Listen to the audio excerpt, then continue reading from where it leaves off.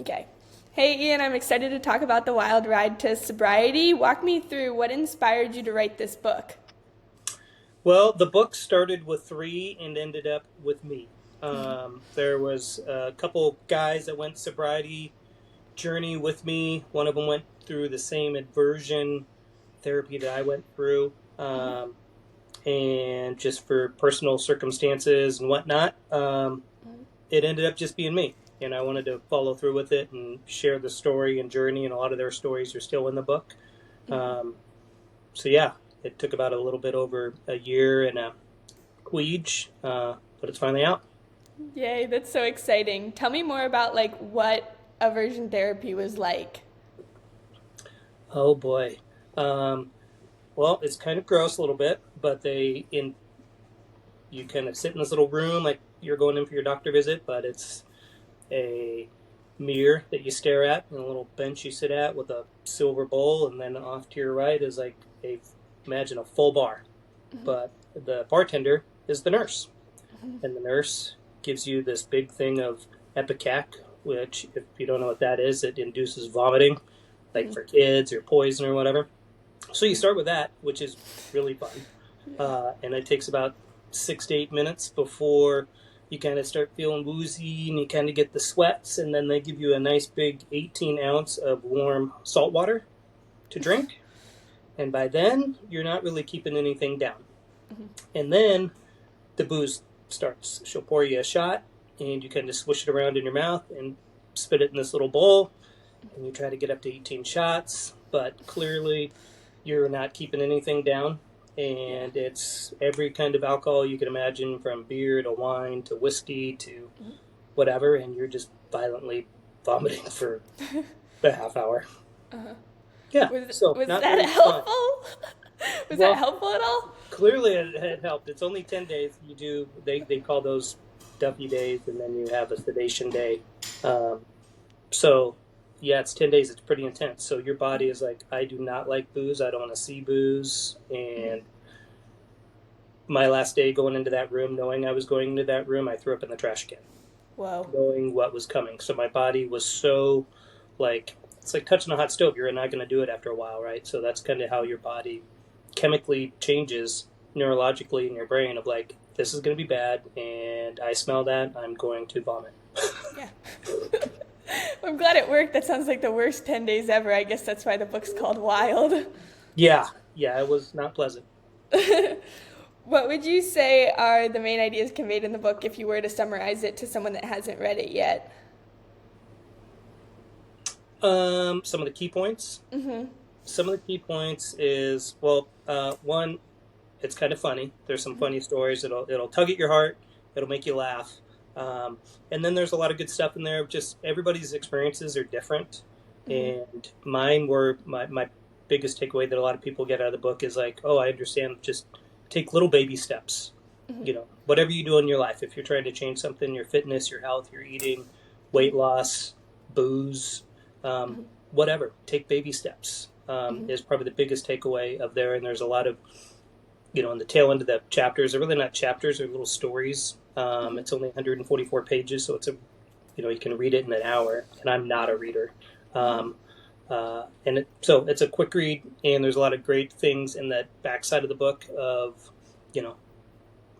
outlets you could use, books that I used, Atomic Habits, the Four Agreements. There's just a lot of little snippets out of those that people resonate with for sure. What would you say if you were to say like 3 action items that someone would implement after reading the book? What would you say like the main 3 action items would be?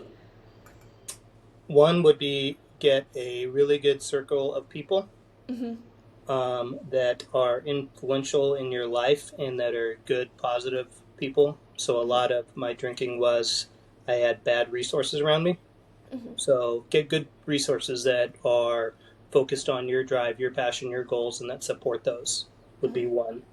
Two, health and fitness is like super important no matter what you do in life, whether you're a podcaster, whether you're a social media gal, no matter what you do in life, health and wellness is going to be key. And number three, Boy, what would number 3 be? 3 would probably be what's important to you.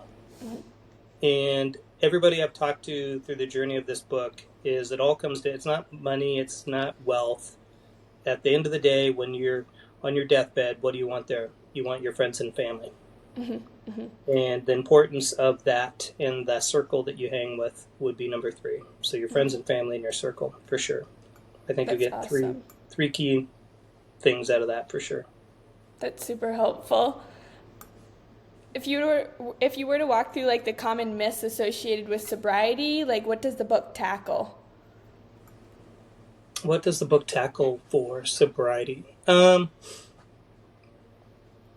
Some people, like for myself, I didn't think I had a problem. And I was a wild animal party guy. If you walked into a bar and it was loud and obnoxious and there was some guy in the corner buying shots, that was me. And I didn't think I had a problem. I was like, this is just normal. Like, I'm the life of the party and I buy booze and whatever. I drink a lot. So the myth of, I'll just go have one, too, is a big myth. Well, I'll just go have a drink or two with my buddies. Well, a drink or two turns into 6 or 8 or whatever quantity your body can handle. So there's that myth of sobriety. The big question I get is, do I have the desire to drink? Is one big question I often get. And I don't, because the morning after of not feeling great is a big battle. Like, my days start at 5 and I work out and cold plunge and journal, and so I don't miss those days. So that's a big piece of it. And it's been 7 years. The smell of booze sometimes will make my mouth water from that therapy, for sure. That's crazy. How much time do you feel like you got back since cutting out alcohol? Forever. Yeah. A lot. Probably multiple days a month, for sure. I probably gained 4 hours a day. More than that. Sitting at bars, countless hours. I could sit at a bar from 6 to 10 and then come home, have a bottle of wine with mama. Yeah, so, boy, it'd be days and days and days that I got back, for sure. That's amazing. What would you say like the main takeaway would be for someone just reading your book for the first time? Would it be a different takeaway for each person? Yeah, I think it'll resonate. It's very broad, and it's just kind of my story and other people's stories of sobriety, how they got there. Some are super sober curious of like, I'm dabbling drinking, and talk about like October. Sober October is a big thing, or a lot of people sober January, they take a month off. The stories will resonate with, extreme drinking to sampling, like, I'll take a couple days off, or I don't drink that much. It'll resonate with all walks of life, whether you drink a little, a lot, or even none, because there's a lot of stories in there about just family and being present and health and fitness. I think it resonates a pretty broad spectrum of people. That's awesome. I love that. Are you planning to write more books in the future around this topic? I am. I just reserved the title. My next book will be The Circle of Four. How important your core peeps are. And people come and go out of those core people, for sure, right? Example would be you. Like, you're pretty important in my life and been super helpful in this journey for me. And you'll be a core person in my circle. So that's one of the stories I'll talk about, is like new people come into your circle. And it's okay, older people, how your circle changes and evolves as people and you grow. So it'll be called The Circle of Four. I love that. Anything else you want to share? And then we'll just like splice that into it. What else could I pull out of the book? I have I had my kids write letters, and so I got 3 kids, a 29, a 27, and a 13-year-old, and they all grew up kind of under the same roof, and they all have 3 different scenarios of what I was as a dad. My oldest son was like, yeah, fun, kind of party dad, high school, everybody was there, nothing good happened after midnight, so everybody was at my house, so I could watch if they were drinking or drink with them, or push booze on them. And my daughter, 2 years younger, super smart, got her master's in law enforcement and criminal justice.